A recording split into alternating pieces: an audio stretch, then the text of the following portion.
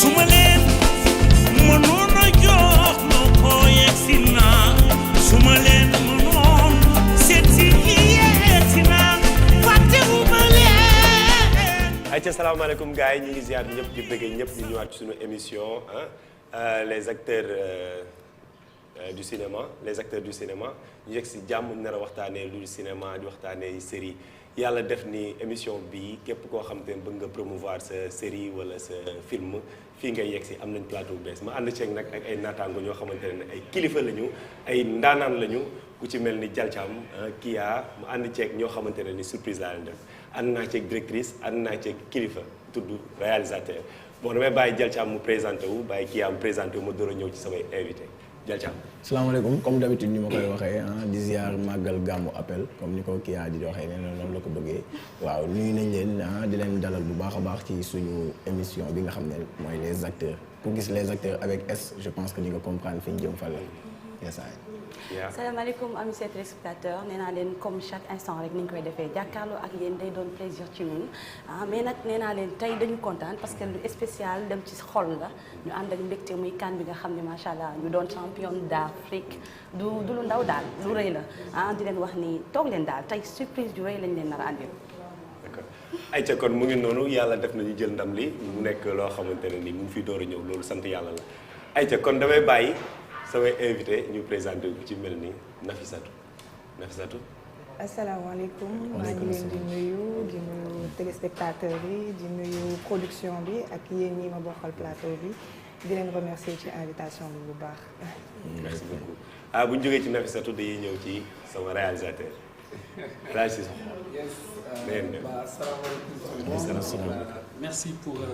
Merci pour cette invitation. C'est un honneur, c'est cool, c'est toujours bon de vous retrouver. Hein. Vous avez dit entre acteurs du métier moom. Ça va être un plaisir de waxtaan ci lu bëri.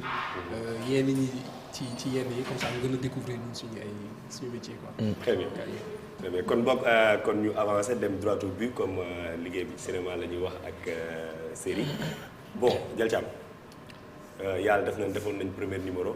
ñu ngi ci suñu deuxième numéro tey ñu am directrice su casting am réalisateur bon bu ñu gisee ñaar ñi dañu naan am na loo xamante ni duñ leen gaaw a gis ci ay plateau duñ leen gaaw a gis fu bari ci ginnaaw écran yi leen di gis ci ginnaaw daal la ñuy dee nekk tey jii dañuy débuter ak Nafisatou mu wax ñu un peu lan mooy directrice su casting. waaw alors man sama rôle sama liggéey c'est de repérer dem seeti proposer ak recruter ay acteurs pour benn projet bu donné que ce soit film série wala spot publicitaire. d'accord Jalcam lan ngay wax Nafisatou. waaw bon xam naa ne nag ñoom liggéey bi ñu yor liggéey boo xamante ne bu compliqué la bu metti parce que comme ni mu wax dem di wër daa xaw a metti man dama ko bëggoon laaj juste pour xam est-ce que bon des fois day nécessiter réellement nga am histoire film bi yëpp wala juste synopsis bi ngay basé wala juste caractérisation personnage bi pour nga mën def maanaam sa liggéey boobu noonu. waaw alors tu sais ñun dañu am méthode de travail tey bu fekkee scénariste bi dafa am projet woon am histoire am boucler ko ba production bi ak équipe bi yëpp validé ko dafay ñëw toog ak man je pense même que man lañ njëkk toogal donc ñu waxtaan mu expliqué ma histoire am expliqué ma ay personnage am ku ci nekk jox ma ay caractéristiques psychologiques ak physique u personnage yi ku ci nekk mu wax ma lan la bëgg par rôle par personnage et man c'est à partir de là justement que laa def samay propositions. mais yow ci proposition yooyu noonu damay dee gis nga am 500 personnes wala 1000 personnes yoo xamante ne day ñëw après nga tànn ci nit. loolu c'est loolu moom mayu yàlla la moom. Écoute c'est toute une équipe en fait le plus dur c'est peut-être nga mën a xam du tic au tac pour chaque rôle kan nga war a mën a proposer et c'est vrai que c'est beaucoup de recherche c'est un travail énorme boo xamante ni dañ ko war a def mais on n'a pas le choix parce qu'il faut que le travail soit bien fait. waaw mais nag des fois dañuy naan ñi nekk directeur artistique yi wala ñiy def comment dirais-je casting les directrices et les directeurs dañuy stressé lu bari parce que dañuy tiit li ñuy gis ci nit dafa bari li ñuy jot ci message dafa bari loolu est-ce que dëgg la. en fait stress moom je pense que c'est global ci métier bi ñu nekk ñëpp ku ci nekk réalisateur bi day stressé scénariste bi day stressé ñëpp ay stressé mais le plus important c'est de savoir justement utiliser stress boobu noonu pour comme moteur en fait ci li ngay def warul nekk stress boo xamante ne daf lay handicapé est-ce que tu vois donc c'est effectivement da ngay stressé parce que tey mën nga jot ay appel à 4 heures du matin 3 heures du matin ay nit yu lay harcelé ay nit yoo xamante ne du ñu comprendre dañ lay yónnee ay messages yi la xas parce que dañuy foog ni que yow buggoo leen jàppale alors que ça n'a rien à voir donc peut-être stress bi ci côté boobu noonu lay nekkee mais il faut pas que mu handicapé la pour parce que dafay nekk après benn frein en fait ci sa liggéey. léegi nga baal ma rek ma laaj la yow kan mooy sa kilifa yow réalisateur bi la wala kan mooy sa kilifa ci biir production en tant que directrice casting. man sama kilifa c'est le producteur. Maintenant bien sûr tey par projet mënuma def lenn loo xamante ne réalisateur bi d'accord ci scénariste bi d'accord ci chef de projet bi tamit d'accord ci. voilà c'est ça. mais mën naa la laaj parfois dina la arrivé nga toog nga seetaan nga gis ne bon ci rôle bi dama def erreur de casting ça t'arrive? Alors erreur de casting c'est quand même un gros mot je pense dinañ am tey par exemple parce que c'est quand même aléatoire parce que tey mën nga am benn profil boo xamante ne dafay ñëw casting mu toj casting bi ñëpp d'accord équipe bi yëpp validé ñu dem signé loo ko contrat et puis ça passe mais buñ ko tegee caméra bi ne ko par exemple demain da ngay tourner ñu ñëw teg ko caméra mu perd tous ses moyens donc am ay séquences yoo xamante ne du demee noonu mais foofu la ñun suivi bi ñuy def foofu la amee importance parce que à chaque fois duñ la recruter rek bàyyi la noonu nga demal sa bopp dañ lay recruter nekk ak yow boo amee loo xamante ne da nga ko soxla wala un quelconque besoin ñun on est là justement pour t'aider à donner le meilleur de toi-même. kii yow mi yàgg dem casting yow mi bëgg def cinéma boobu ba tey wala bëgg def série tey jii directrice casting yi ñu d'accord. tey jii yan question nga koy gëm naa ni tey moom du yomb. Ouais. parce que j'ai pas mal de questions yoo xam ni moom laa ko war a poser. parce que des fois damay dégg ay casting ciblé. man dem naa ci casting bu nekk. mais à la fin bi ma toogee nit mën na ñëw def casting ñu xam ni kii nii rôle bi moom moo ko moom. mais da ngay dem sax am yaakaar que ni dinañ la jël. mais da ngay jékki-jékki gis série bi commencé daw ñu gis beneen lii damay laaj ci affaire bi dafa am bras long. wala yéenay xool ku leen neex ak ku leen nakari ngeen jox ko rôle bi. waaw alors déjà il faut savoir une chose. on ne fait aucun favoritisme. parce que en fait yow en tant que directeur de casting. ton rôle c'est en fait fédérateur nga.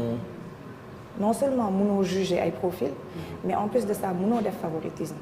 gis nga question bi nga ma posé ñu bëri dañ ma ko non mais c'est vrai ñu bëri dañ ma koy wax waaw pour quelle raison jëloo ma pour quelle raison lii waaw da ngeen di préférer jël ñu nekk par exemple ci tel domaine yi plutôt que ñun ñii parce que bon mais en fait dañu comprendre les tenants et les aboutissants tey ñun dañu bon par exemple je vais donner un exemple précis si je reçois 100 propositions par semaine et ça c'est le minimum de profils que je reçois 100 propositions par semaine boo jàppee ni par exemple 50 profils yi tey ñoom ñëpp dañ leen shortlisté maanaam dañu baax amuñu ci benn sikk sàkk que c'est de très bons profils yi nga xam ni tey ñun war nañ mën a liggéey ak ñoom 50 profils yooyu noonu ngay shortlisté par semaine ñun malheureusement on ne fait pas 150 productions par mois ñun on aurait aimé ñëpp ñi nga xam ni c'est de très bons profils ñu jox leen ko ci nekk sa chance mais dafa am benn tri ak benn sélection benn présélection boo xamante ni dafa am ay facteurs yu bëri yoo xamante ni dañ ko war a jël en compte.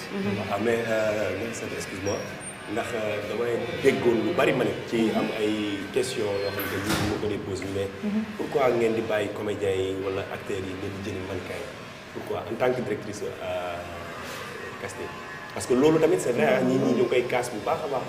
nee nañ mannequin yi jamono jii lañ gën a favoriser. que acteurs yi wala comédiens yi. man de sincèrement ci sama base de données. acteurs yi ak comédiens yi ak même novices yi ñoo ëpp mannequin yi. ok mais mannequin yi après comme je te l'ai dit rôle bu ci nekk tey le scénariste il me donne une description physique. il me donne une description psychologique. Je ne peux que me baser sur ça pour mën def samay propositions. Après la validation, comme je te l'ai dit, il y a énormément de critères yoo xamante ni dont la disponibilité. am na ci tey par exemple ay acteurs yoo xamante ne même soo leen castingé ba ñu d'accord ba lépp jaar yoon peut-être du ñu am disponibilité bi war tey ñu war leen mën jël suñu projet tout en sachant que projet yi c'est très prenant en fait. mais aussi casting ciblé bi ma la wax. mën naa ni question boobu tontoo ko ci parce que les gens me demandent lan moo tax bu ñu defee casting ciblé ñeneen ñi nga xam ne dañu toogoon am yaakaar dañ leen di jooy ngeen jël ñeneen ñi leen neex nan lay demee casting ciblé ça se passe comment. voilà balaa ngay tontu ci loolu casting ciblé dañuy ñëw ci réalisateur bi moom mu bokk ci waxtaanu casting bi. parce que tey jii doo ñu bàyyi ak Nafissatou bi te yow tey jii nii yaa fi nekkal réalisateur tey jii nii en tant que réalisateur yow kii di def casting yow yan choix ngay gën a bëgg ci moom pour mu indil la ko. bon sànq dafa wax lu am solo dafa ne que ku ci nekk am sa stress. mais les directrices et les directeurs de casting am na benn stress boo xam ne les réalisateurs. tu vois les showrunners ñi nga xam ne ñoom ñooy jël projet bi. wax ko conduire du début à la fin et qui sont garants en fait de la qualité du travail. dafa am stress boo xam ne ñoom dañ ko koy teg tamit. c'est-à-dire que y a des choix. qui c'est ingrat nag parce que les gens moom la ñuy gis. parce que moom la ñuy woo téléphone. moom moo leen di wax jël nañ la wala jël loolu. tu vois alors que au finish ce n'est même pas son choix en fait forcément à elle hein. c'est juste que elle propose affaire yaa ngi fi mais le réalisateur daf la naan par exemple comme nu mu wax am na benn shortlist boo xam ne c'est-à-dire tànn nañ ay nit sur 100 am na 20 yoo xam ne jël nañ leen. choisir nañ leen. yow nga ñëw ci 20 yi nga passé waat casting bi. et puis boo ñëwee sax yow di nga gis ne di nga dajeek sa ay morom. yoo xam ne peut-être am ngeen profil yu xaw a niroo. di nga xam ne yéen ñaar dem ngeen pour peut-être le même rôle. mais au finish kële ngay gis ñu jël. est-ce que tu vois pourquoi parce que dafa am yeneen critères yoo xam ne dañ koy xool yoo xam ne yéen doo leen ko bàyyi xel. c'est-à-dire acteurs yi ñoom duñ ko bàyyi xel mais réalisateur bi moom mooy xam ne que par exemple kii histoire bi ak fi ma jëm ak moom. su ma bëggee mu changer wala mu mel nii du ko mën def est-ce que tu vois wala peut-être kii laax wolof bi dafa des alors que man rôle bi ma koy jox il faut que mu mën laax wolof bu baax il faut que affaire bi nice tu vois donc mën na jouer rafet na am na lépp mais wolof bi y a un problème est-ce que tu vois keneen ak keneen c'est des choses c'est plein de petits critères yoo xam ne bu ñu ko doon lim. détails yi ñoo ciy bari léegi dañuy ñëw ci question kii bi tontu lu c'est exactement, il a répondu à la question. En fait, ça se joue vraiment à des détails. Comme il a dit, la décision finale revient à l'équipe. Tey mën nga def ñaari par exemple bu desee ñaari profil yu nga xam ni ci ñaar ñooñu comme tu as dit kenn ki moom wóoroon na ko peut-être que dañ koy jël. mais finalement keneen ki la ñu jël. alors que tey pour valider profil boobu noonu pour valider rôle boobu wala personnage boobu noonu équipe bi rayante nañ seen biir. parce que ñii par exemple scénariste bi mën na ne non man bi ma ko doon bind nii laa ko xalaatee woon donc kii moo ma gën a mën a jox li nga xam ne moom laa bëgg. réalisateur bi xalaat leneen. man en tant que directrice casting ma xalaat absolument autre chose. et il va falloir que ku ci nekk nga joxe say arguments. ba ñu mën a trouver benn consensus. c'est pour ça que je dis ça se joue vraiment à des détails. mais je pense que foofu aussi poids scénariste bi dina am doole trop. non poids scénariste bi dina am doole parce que moom buy bind dafay am déjà une idée. de personnage bi nan la war a mel. je peux même dire que jusqu'au moment où on valide le personnage le rôle. peut-être que moom sax rek mooy war a mën a xam en vrai en fait rôle bi ak personnage bi kan la. est-ce que tu vois. donc man c'est justement à partir de li mu may expliquer ci personnage bi ci ni mu ko gisee comme je te l'ai dit description yi mu mën a jox parce que man je me débrouille pour que mu jox ma le plus de détails possible. et donc à partir de détails yu bëri yooyu noonu yëpp ci laay mën a def proposition. ay tey kon ñu avancer un peu ci réalisateur bi ñu ci la justice pro dañoo bëggoon xam un peu qui peut être réalisateur ak réalisateur nan la war a mën a comporter wu ak nan la war a mel ak kan mooy réalisateur. ok bon kan moo mën a nekk réalisateur. je pense pas que nit mën la jox une définition précise ne la par exemple tant que amoo lii ak lii ak lii. war a mën a nekk réalisateur. mais man je me dis que réalisateur avant tout vision la. tu vois dañ lay jox benn texte tey jii nii mën nga jël ku nekk.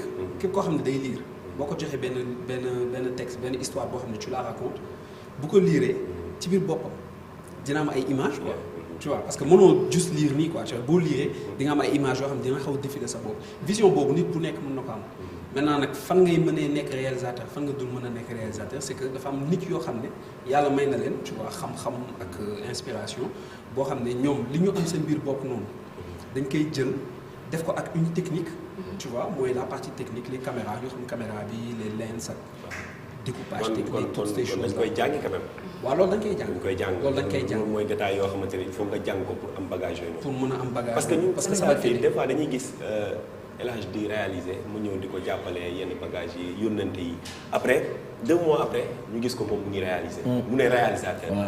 loolu qu'est-ce qu'il y a. bon mën na nekk xam nga man damay jël sama exemple man je suis ce qu'on appelle un autodidacte. man dewuma école. je suis pas allé à l'école pour jàng métier réalisateur. est-ce que tu vois et je peux même dire pour même sans entrer dans certains détails bi may njëkk a commencer pour être réalisateur j'ai eu à me heurter à de la résistance. mooy ay nit yoo xam ne ils se disaient que mais kii musul réaliser. musul réaliser kii directeur artistique lañ ko xamee. lu tax mu tëb jékki-jékki rek bëgg nekk réalisateur est-ce que tu vois et je me suis heurté à ça donc suñu jàppoon ci ñooñu kese tey jii du ma mës a réaliser. est-ce que tu vois alors que pour man l'important ce n'est pas ndax jàng nga ko ndax tu es du métier wala tu es pas du métier mais est-ce que bëgg nga ko déjà. est-ce que tu vois est-ce que tu es prêt aujourd'hui à jox ko ak bi mu laaj quoi. tu vois man pour man c'est ça le plus important. très bien Dial dañuy dee confondre benn affaire mooy réalisateur ak directeur artistique. Sénégal peut-être dafa am yoo xamante ne. leerul ci bopp nit ñi quoi ak coach d'acteur. c'est différent ak coach d'acteur léegi loolu noonu lan lañ ci mën a leeral un peu.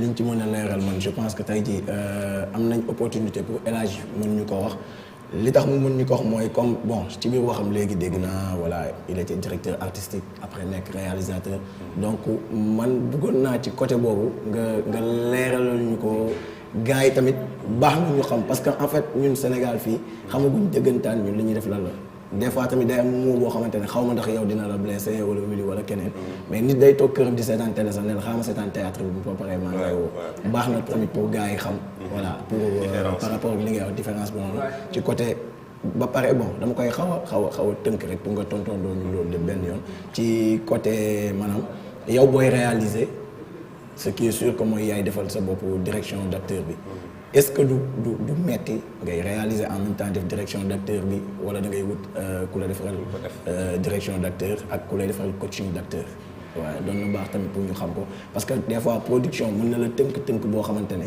temps bi du doy trop pour nga bëgg a def li nga bëgg a def yëpp est-ce que doo soxla. mais est-ce que tamit loolu du métier jàmbur muy laalaale. moo tax may laaj quoi par rapport moom yàlla dogal bagage yooyu nekk ci moom nan ngay agencé woo pour régler loolu. bon d'abord pour tontu ci différence su directeur artistique ak réalisateur c'est deux choses qui sont complètement différentes. c'est-à-dire dafa wuute. c'est complètement différent après dama koy faral di gis sur différents plateaux. dama koy faral di gis sur différents plateaux.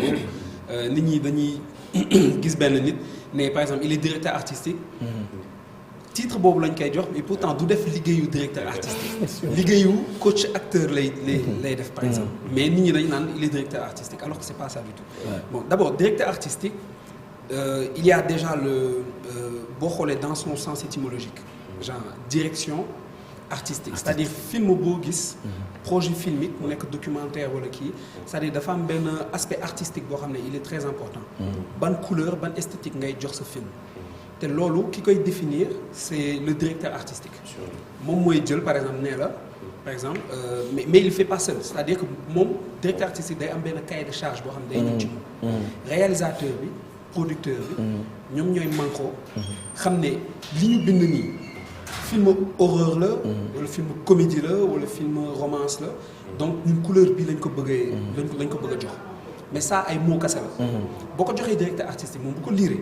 ba xam ne lii par exemple comédie la moom bu lay defal les affiches définir la un peu le décor yan couleur la war a nekk daf koy def mais suivant am benn ay technique quoi ay xam-xam parce que couleur day wax tu vois bu fekkee par exemple da nga xam ne par exemple là actuellement ñu ngi taxaw di wax mais moi je suis le méchant du film le directeur artistique peut dire je vais m'habiller en violet c'est-à-dire au début nit ñi xamuñu nekk man je suis un méchant mais pourtant couleur bi waxuma ko nit ñi mais ñi koy bàyyi xel ñoo koy xam léegi plus tard quand les gens vont voir qu'en vérité je suis le méchant pourtant nag ça va être facile pour eux en fait de l'accepter parce que on m'a mis en violet parce que c'est la couleur du mal etc. Tout comme deux personnes par exemple qui sont assises qui se regardent et qui s'aiment tu les mets en rose ou en jaune ce genre de choses c'est des couleurs qui parlent en fait ça installe artistique ça c'est le directeur artistique qui le propose au réalisateur bi xool def ay retour producteur bi ne non bëgguma lii c'est pas faisable budget bi et cetera réalisateur bi ne la non du vision boobu la amoon est-ce que mën nañu ko defee nii et le directeur artistique il modifie il fait ses affiches il propose naka directeur artistique dafa am benn rôle charnière boo xam ne bu amulee ci production esthétiquement da nga koy sentir xam nga une production boo xam ne l'artistique dafa am benn cohérence c'est parce que le directeur artistique wax na par exemple costumière bi acteur bii nii la war a solo parce que bi ma waxtaan ak réalisateur bi ak scénariste bi c'est une personne boo xam ne elle est soignée dafa xaw a tëju moom du wax tu vois genre chose donc nii lañ koy sol nii lañ koy solal quoi. D'accord kon si je comprends bien lépp ci réalisateur bi lay mujj réalisateur mooy joxe ndigal li ne ko lii laa bëgg même bu fekkente ne directeur artistique da ko proposé ci réalisateur bi lay mujjee mu validé ba pare ñu door a def loolu.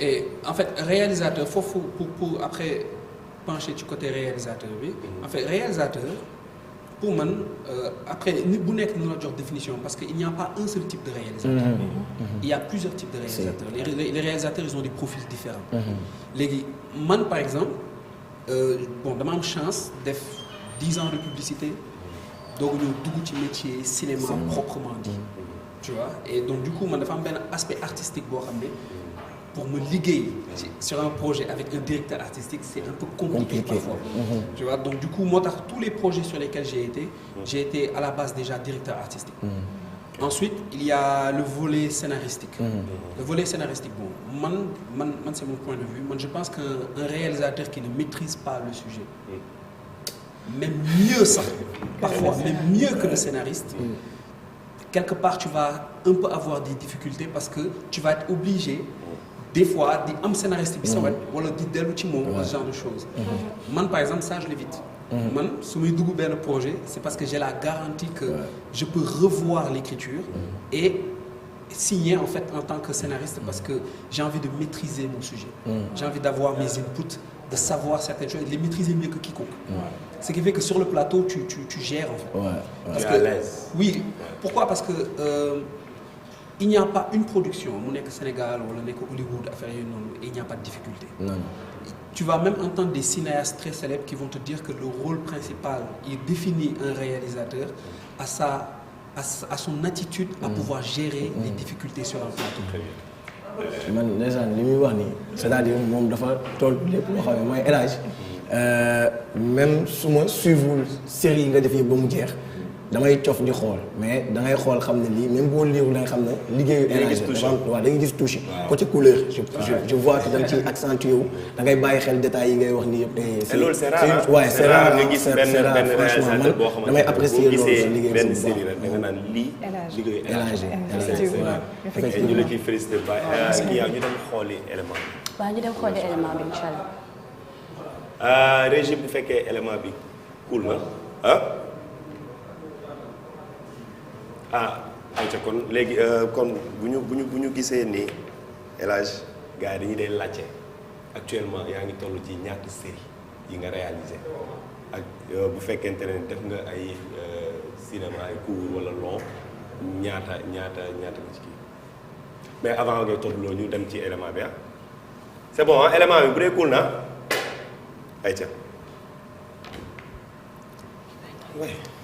cinéma gis nañ ne ku nekk mën na cee tàbbi parce que loolu la ñu àddina woon dem nañ ba en dehors des acteurs comédiens professionnels gis nañu ñoo xam ne dañu nekk ci yeneen métier di def cinéma léeg-léeg ñu def ko mu baax léeg-léeg ñu def ko nag mu tane parce que nag nit ki dañuy wax ne lu waay mënul neexul. li nga ma laaj noonu am na importance c'est-à-dire ni ñu waroon teewee wuñ ko ci festival yi am ci àddina yëpp. parce que loolu nag boo gisee mu am aussi quelque part c'est un manque de volonté politique waaw parce que les acteurs du cinéma dañ leen war a taxaw dañ leen war a jàppale dañ leen war a gunge maanaam jox leen ay moyens parce que Sénégal gis nañu trop ay nit dinañu nekk ay élite ci ay domaines mais ñu invité leen ci ay concours wala si ay festival ñu am sax problème mu paas bu ñu fa demee te loolu nag bon am na ñoo xam ne ñoom ñoo ci war a taxaw. ah mais ñun statut de l'acteur ñun de ñu ngi ciy xeex boobu ba léegi ñu ciy dox di ci dox gëm ko ña ko bëggoon sax bariwul wala boo ko defee sax ñu joxoñ la mbaa am lu ñu la jiiñ mais ñun ñu xam ne lii rek c'est un métier d'avenir ñu ngooy ci rek di ci dox waaw depuis jamono ñoom Papa Ablaye Seck ñoom Mokhro Digay Baye Pël donc Babou Faye et cetera pour ne citer que ceux-là avec des jeunes comme moi de l'époque Lamine Ndiaye ñoom Moustapha Diop donc Malick Ndiaye Fall Thiel et cetera donc pour ne citer que ceux-là ñoom Matar Fall ñoom ñëpp nekk sumay naataangoo ñii génn nañu àddina yàlla na suuf sedd seen kaw ñii ñi ngi fi ñun ñoo gëmoon mbir mi di ci xeex ba tey jii waaw donc kon tey jii ñun war nañu mën a am statut. waa jeunesse bi bëgg a def cinéma li ma leen di conseiller mooy li ma débuté ci njëlbeen ji rek loo doonul taalibeem doo doon sëriñam parce que cinéma dafa doon liggéey boo xam ne kawe na kawe goo xam ne ngaa ko waru ko def ku ko xamul waru ko def parce que acteur dafay dem bay galvaniser ay masse acteur dafay doon koo xam ne nit ñi dañuy roy ci moom acteur dafay doon koo xam ne fu mu wëlbateku nit ñi dañuy daw di ko wuti di ko langaam maanaam nit ñi ñoom seen cofeel ci artistes yi dañ koy wane saa su ne wan leen ni ñii vraiment ay nit lañ yu ñu war a sargal ay nit lañ yoo xam ne dañ leen di tiitaroo waaye itam ay nit lañ yoo xam ne dañuy def métier bu kawe donc ki koy def yow nag yaa ko mën a jox gëdd yaa ko mën a jox ax ba ñu respecté la ci ba ñu respecté métier bi ba nga mën cee tekki da nga naan li ma bëgg a def lan la nga jàng ko xam ko mën ko teg ko ci yoon loolu Youssou Ndour def et donc man c'est pourquoi je le cite tout le temps parce que c'est une référence. waaw mais Babacar Wali parce que à travers lui c'est toute la jeunesse qui est en train d'aller de l'avant voilà du moom rek mais vraiment moom dama am fu ma jaar ak moom mu xam ma xam ko et ñu liggéey ay chef d'œuvre nag waaw yoo xam ne moom macha allah voilà. ok way kontaan ci yow vraiment kontaan vraiment ci émission bi di ko rafetlu di ñaan yàlla na ko yàlla jëmale kanam et puis que les acteurs du cinéma vraiment ñëw dugg ci wax seen xalaat partager n'est-ce pas avec la société bon may sant di gërëm d'abord suma waa kër ma famille mon épouse mes frères mes sœurs yoo xam ne ñu mës a ànd di ma jàppale donc di sant suma yaay ak suma papa di ñaan yàlla seral suuf ci seen kaw. xam ni mooy élément bi ñu demoon jëli dem seeti suñu papa Mody Fall nee naa ne kenn du wax cinéma te doo ko tudd fii ci Sénégal kenn du wax cinéma aussi te doo tudd mag yi nga xam ne ñoo fi nekkoon parce que boo xoolee gis ne cinéma léegi am na différence bu mag ñoom nañ ko daan defee ak léegi ni ñu koy defee nekkatul benn surtout sama genre bi nga xam ne boo ci bëggee dugg foog nga sopp foog nga dugg fu nekk ñu demoon jëli ay élément ci moom mu doon ñu expliquer un peu ci li nga xam ne moom mooy caractéristique laa mën a wax bi nga xam ni acteur wala actrice war na ko war a mën a am pour mën a def li nga xam ne moom mooy cinéma.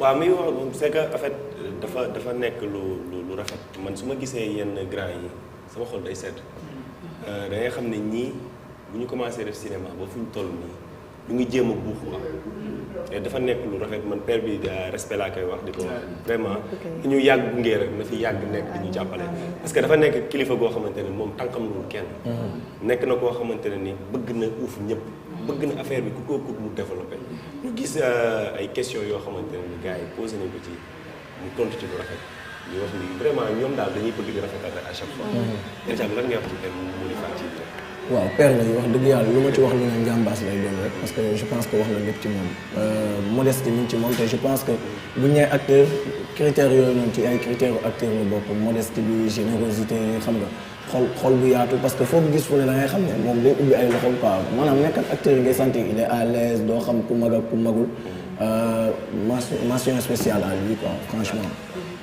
xam nga père Mody. oui bien sûr. directeur mën nga koo jël. mës naa ko. mën nga koo jël. ci série yi mën nga koo jël.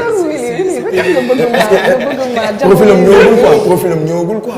paa bi nu aaye. Willy profil am ñëwagul yow tam vraiment sama xarit la et puis mës nañ liggéey ak mës ngeen liggéey d'accord. Willy mii da laa bëgg jaxase ak moom kay moom mooy jëlaate def fu nekk nii. c'est avec lui. Première série bi ma def Marodi ak moom la woon. Magnifique. ok kon yow war nga mën a xam paa bi ñun lu ñuy wax ci moom. oui bien sûr moom borom baax la. borom baax la il est humble et puis moom day gunge gars yi quoi. man en fait man je peux même dire que ancienne génération bi yëpp ils sont comme ça en fait. Ancienne génération bi yëpp man am na ñu bëri yoo xam ne j'avais toujours rêvé de bosser avec eux. te fii nii après j'ai eu l'occasion ci projet yu bëri tu vois et franchement c'est une chance. d'avoir des anciens comme ça ñoo xam ne dañuy ñëw yaatu jël booy yi rek. indi xam nga teg leen ci axe wax ak ñoom même ba ci réalisateur yi. Nafisa doon xaar même lii Nafisa la nga wax paa bi. Franchement c'est une référence et c'est toujours un plaisir comme ni nga ko waxee day liggéey ak ñi nga xam ne ci génération la ñu bokk. ci génération am la ñu bokk parce que li ñu lay apporter ak li ñu lay jàngal moo ëpp yow peut-être li ñu leen di apporter tey. da ngay obligatoirement mënoo nekk ak ñoom te doo jàng dara c'est pas possible. mais yow ñoom da nga leen defal casting wala casting ciblé nga leen def parce que damay gis des fois casting yi day bari nit rang yi paay bu ñu ñëwee affaire bi moom est-ce que bokk na ci ñoo xamante ne dañuy rang wala du mu rang. non en fait. non mais casting mënul ñàkk fenn mënul ñàkk fenn ci lépp. en fait c'est pas pour tester seen niveau de jeu comme par exemple ni ñu koy defee ak benn novice koo xamante ni mënul jouer mais c'est plus pour mën a xam est-ce que correspondre na ak rôle bi. donc c'est pas ñëw xool tester ko xool est-ce que bon émotion yi ni ñu koy switcher c'est comme ça non c'est pour xam est-ce que moom tey mën na sol robe rôle bi ñu koy est-ce que dina compact ak personne. ak ñi nga xam ni exactement ak ñi nga xam ni tey ñoom lay amal seen ay interaction comment ça va se passer est-ce que groupe bi tey dina compact est-ce que ñëpp voilà. lii par exemple tu vois ça rejoint mooy question bi nga doon poser sànq. bi nga gis ñoo xam ne dañ leen di shortlisté. ñu laaj la nga ñëw di nga ñëw peut-être 5 fois. di nga ñëw 5 fois. 5 fois yoo xam ne ñëw nga ñu testé la par exemple tu dois former un couple avec tel wala tel war na nekk sa papa. est-ce que tu vois moom bu fekkee dañ ko jël par exemple on a validé on se dit c'est lui le papa on a aucun doute. moom la ñuy jël. léegi le problème ça va être sa fille wala son fils ça va être qui. est-ce qu'ils ont des traits. est-ce que c'est cohérent. wala bu fekkee dafa xees fekk moom mu ñuul donc ça veut dire que yaay ji il faut quelque part xees. tu vois ce genre de choses pour justifier les choses donc du coup après ce n'est plus une question de ndax mën nga aay nga wala aayoo c'est de l'esthétique quoi. mais El Hadj man aussi tu m'as l'air patient quoi. waaw tu m'as l'air patient ci sa liggéey. waaw je sais pas si je me trompe ou pas parce que damay gis yow perfectionniste nga. ci sa liggéey da ngay xool xam ne le gars donc ça veut dire que maay bàyyi xel quoi. da ngay xam ne le gars dina jox temps acteur bi même bu li mu soxla bu ko acteur bi amul. jaral na ko mu jëlaat temps dem naxanteeg moom ñëwaat. te du réalisateur yëpp mën loolu te du ñëpp koy def. waaw en fait man faut savoir qu'à la base déjà bon moi j'ai fait beaucoup de théâtre avant en tant qu'acteur. J'ai fait beaucoup de théâtre mais c'était au temps du collège et du lycée. Je faisais les tours de lycée, Kennedy, Saint-Michel, Sacré-Cœur, etc. On faisait des prestations. Et man, j'ai toujours voulu être acteur. Donc du coup, dama xam tey jii nii jouer en même temps.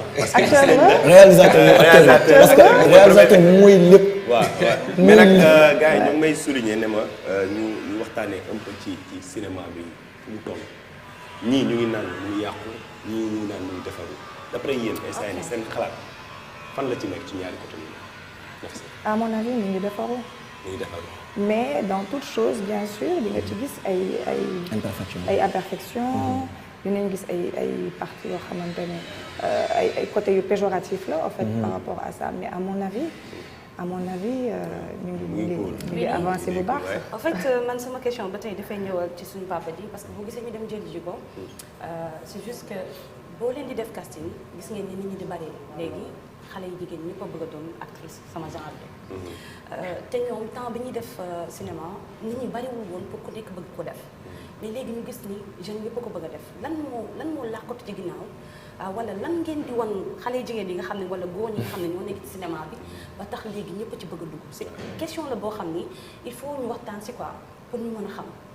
non ils ont compris que en fait c'était accessible ils ont compris parce que avant peut-être dañu foogoon ni c'était un domaine fermé à certaines personnes ñi nga xam ni boo amulee benn parcours bi doo ko mën a am mais tey bon man ci profil yi may gën a gis bu may def casting am na ci ñoo xamante ne tey ils sont là par passion c'est-à-dire que biñ nekk dañuy ñëw toog ne la bi ma nekkee xale ba tey dama am amouru cinéma dama ko bëgg def am na ñoo xamante ne effectivement buzz bi rek moo leen ci dugal wala voyez-moi bi am na ci ñoo xamante ne tamit tey lu ñuy dundalee seen njaboot la ñuy wut c'est un métier à part entière c'est comme les autres métiers donc tey peut-être que loolu moo gën a tax mais moo tax li nga wax ni dafa am solo da ngay dégg yenn professionnel yoo xamante ne ñoom dañ naan buñ ñëwee professionnel rek da ngay liggéey ak nit ki ci domaine boobu noonu mooy que tey jii Willy mënul nekk maçon am na liggéey boobu ba pare na gore mu yem ci liggéeyam boobu noonu mais mënoo am liggéey boobu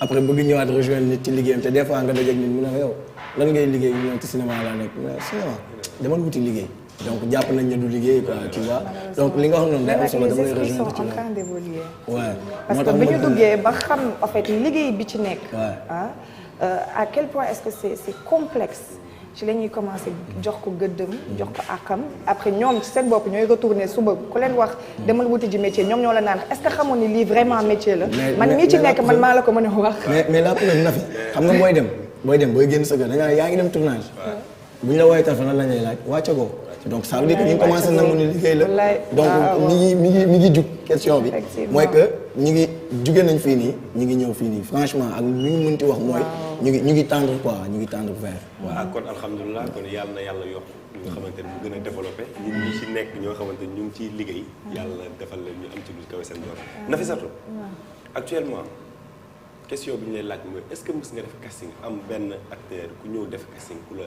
yéem koo xamante ni yow da nga naan tey ji est-ce que lii c'est possible ci talent wala ci nit ki nga gis ko moom en tant que mu ñëw personnage am yow mu nekk lu extraordinaire ci yow si bien sûr il y a pas je pense que il y a 2 semaines ou 3 semaines recevoir naa benn profil boo xamante ne dafay ñibbi il a fallu qu'on prenne des secondes peut-être 1 minute chacun pour mën a reprendre ak suñu esprit mën a continuer en fait casting bi et tu sais c'était un enfant qui avait 10 ans il a fait pleurer tout le monde ki mu doon jouer c'était une actrice confirmée boo xamante ne mët na ko sax maam en fait mais mère bi ba bi muy ñibbi man dama ko gunge en fait ba ci biti mu naan ma mais Nafissa est-ce que gis nga xale bi li ma def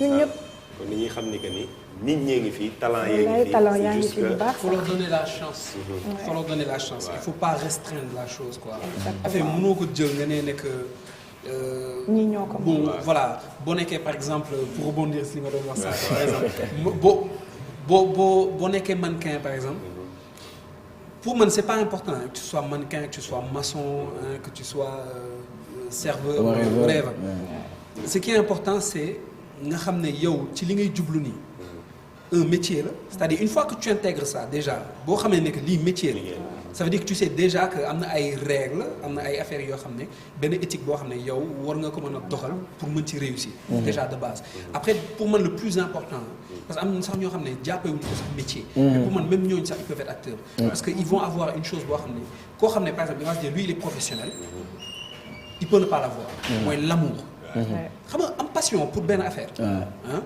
que mu am xaalis que on vienne à l'heure qu'on vienne pas à l'heure qu'on fasse ceci qu'on fasse cela toutes ces choses qui tiennent du professionnel ça n'a pas forcément de l'importance pour toi et ça va se voir ci ni ngay jouer ça va se sentir en fait parce que quand tu fais une chose parce que c'est important pour toi ce qui va être important mooy ñu jox la sa texte nga comprendre sa personnage séquence bi neex la nga comprendre que réalisateur bi wax la nan nga war a def rek nga dem mais boo naree nekk fii di bàyyi xel est-ce que ni ma solo baax na est-ce que su ma génnee gars yi dañu gis ne sama kii dafa wow tu vois wala sama lii dafa leer tu vois yaa ngi jël en compte yeneen affaires yoo xam ne ça n'a rien à voir avec la passion pure sa objectif actuellement ñu may signaler ni temps bi ñu amoon mu ngi waaj a jeex xam naa ne waxtaan bi moom dinañ fi wax fii ba waaw 5 heures de temps mais dafa nekk loo xamante ne nii émission nii lay demee émission boo xamante ne ñoo bëgg vraiment nit ñi comprendre un peu lan mooy suñu métier bii ñuy def mooy cinéma ak les séries nit ñi comprendre ko moo tax ñuy invité lu mel ni directrice su casting ak réalisateur parce que instant yii nii lii amuñu ko woon peut-être man gisuma ko woon. mooy ni que ñu am émission boo xam ne ça parle du cinéma. bon en tout cas dañuy ñaan rek kenn ku nekk ci yéen ci métier bi ñu nekk nii ngeen joxe conseil boo xamante ne ñun dañ koy ñibbi waale après ñu door a tàggatu. avant boobu man damay ñëw ci moom parce que. dafa am jeex na de kii si je sais mais benn question la boo xam ne moo ko. ma ne wax naa ko kii waaw. su ma ko waxul rek du kii quoi. vas-y. parce que gars yi dañuy wax naan yéen tout le temps da ngeen di privilégié gel yi ngeen di doxaan ci série yi. comment moom ngeen di ñoom dañuy privilégié gel yi nga xam ne ñoom la ñuy doxaan ci série yi. question la buy ñëw di ñëwaat. lan moo tax ngeen di préféré di jël xale yoo xam ne dañoo rafet tellement di leen def ay actrice principale ak ñuy gis en dehors complicité bi ngeen di am. C'est deux questions différentes. Ouais. Ça peut être un piège. C'est-à-dire que non, c'est vrai, c'est important parce que il y a bëgg jël xale yu rafet et il y a jël benn actrice parce que da nga koy doxal. Tu vois.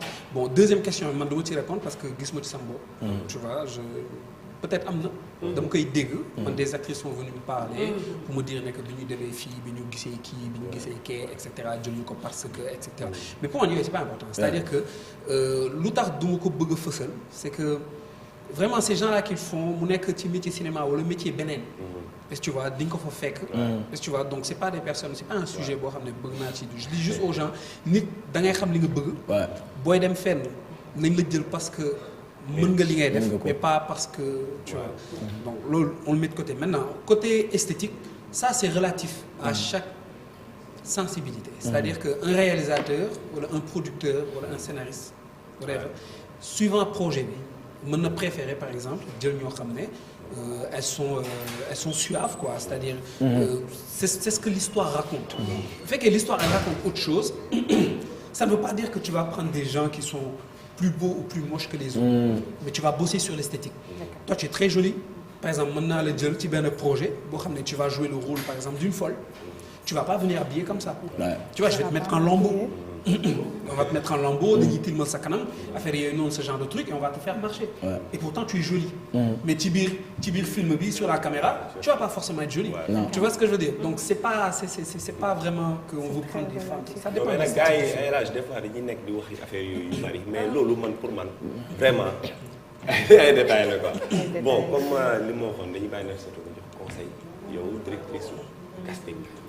yow directrice nga yow kilifa nga yow lan ngay wax gars yi et puis que ñu xam ne émission bi c'est chaque samedi day am te chaque samedi dañuy invité ñoo xamante ne ñu ngi ci biir métier bi pas seulement les acteurs wala les actrices mais ñu nekk ci métier bi waaw man conseil yi may jox sama acteurs yeeg sama futur acteurs yeeg sama même anciens acteurs yi c'est peut-être rigueur polyvalence ak concentration c'est waaw ce sont les trois clés yi nga xam ni tey ku ko am ba pare nga comprendre ko jox sa liggéey gëdd bi nga ko war a jox sa exigence maa ngi ko doon wax ma sœur hier mu may ree ma ne ko mais en fait tu sais exigence bi nga xam ni moom la ñu am ci suñu lions yi par exemple ñu ngi leen di féliciter encore bu ñu ko amoon ku ci nekk ci ñun ci sa domaine d'activité tey je pense que doon nañ ñun ñëpp Sénégal en général, Afrique en général, parce qu'on a un continent à développer, on a un pays à développer, nous devons peut-être dépasser Fibouya. Donc c'est vraiment très important. Professionnalisme, concentration.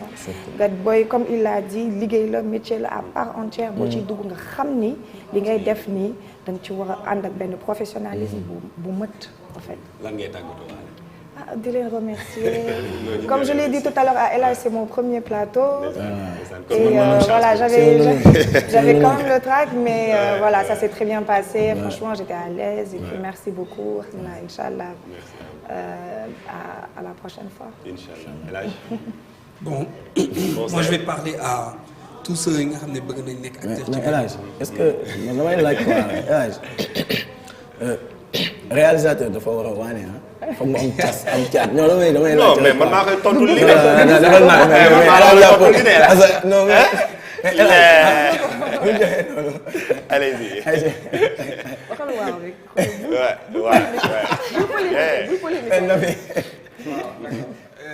Bon man je vais dire ñi nga xam ne bëgg nañ nekk acteur wala technicien. bon ci technicien nga bëgg nekk acteur preneur de son wala leneen. bëgg leen li ngeen di def. c'est le plus important ngeen bëgg li ngeen di def quoi boo bëggee li nga def moom. Tu vas te donner les moyens nga dem ci à 100% et puis les 3 mots qu'elle a dit rek xam nga rigueur concentration nekk professionnel ci li ngay def bon pour tàggatoo moom. je dis merci à vous. c'est nice c'est super important li ngeen def nii. man c'est un truc boo xam ne je l'encourage et j'adore ça parce que je pense métier bu ci nekk war na dina soxla lii. et il y a des gens qui sont derrière ñoo xam ne mën nañ seen liggéey. c'est pas seulement les réalisateurs parce que même les réalisateurs quelque part ils ont un peu de chance sax parce que nit ñaa ngi commencé di leen xam tu vois genre de choses mais il y a d'autres personnes yoo xam ne ils font carrément en fait c'est-à-dire le métier projet bu doxee un premier bon assistant réalisateur premier assistant bu baax un chef de projet bu baax un bon producteur un preneur de son bu xam liggéeyam les gars qui sont derrière la lumière toutes ces personnes là nga xam ne bu ñu ñëwee dañuy carré xam seen liggéey non c'est très important nga fësal leen quoi ñu indi leen fi ñu xam ne ay nit yu am xel ñoo fa nekk. ay man laay wax parce que des fois di nga invité nit ki mu ne la damaa ragal caméra wala soit bëgguma ñëw te des fois ñoom bu ñu ñëwul wax li ñu war a wax keneen ay ñëw seen place wax ko te nu mu koy waxee du nekk kon boog ñuy invité yëpp ci émission bi les acteurs du cinéma ñu fexe ñëw ci émission bi ñu waxtaanee ku nekk sa métier ñu ko xam gars yi mën cee jëriñu ñun ñëpp mot de la fin. Félicitations, merci à tout le monde et puis on est champion d'Afrique. ok di remercier madame Sylla ak El Hadj ci ñëw plateau bi ngeen ñëw ci plateau bi di leen remercier Diall di leen wax ni toog leen rek te xam ni li ñuy def njëriñu askan wi la du jëriñ pour ñun mais képp koo xam ne yaa ngi toog derrière les caméras bëgg dugg ci cinéma te xamoo nan ngay def ba dugg ci wala xamoo yan critères nga war a am pour dugg ci lu lay jëriñ la leen wax ni toog leen chaque samedi incha allah rabbi ñu fas yéene leen andi ay invité de marque yoo xam ni gën nañ leen ràññee ci milieu bi incha allah ñu waxtaanee li nga xam ne mooy cinéma. merci beaucoup merci.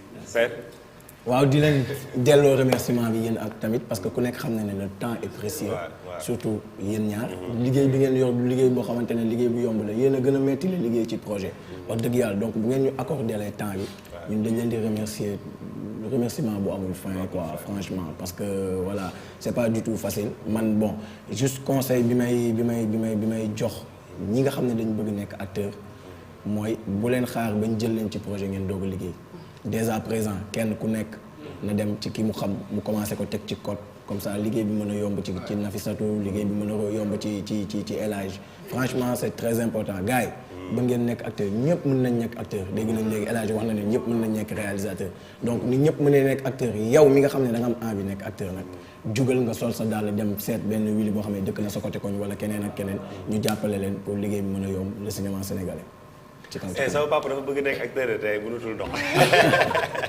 loolu El Hadj loolu di nga ci wax après ay ca gars yi kon ñu ngi leen di kontaane di leen wax ni émission beegi nii à chaque fois ni lay demee ñu ngi jéem nag pour que au moins mu nekk loo xamante ne ñëpp nañ ci jot parce que ñu ngi koy def chaque samedi ci même heure ñu ngi ci ànd ak Dial Thiam ak Kia Pa Assane moom tey dafa nekk tournage moo tax ñëwul ñu leen di wax ni vraiment merci beaucoup man boobu dama naan merci 1000 fois parce que tey jii c'est pas facile nga déplacer ay nit ñi ñëw fi toog waxtaan ci affaire kon boog je vous remercie infiniment kon boog ñuy wax gars yi ñu leen di jox rendez-vous samedi incha allah ci même fréquence même numéro incha allah. merci beaucoup.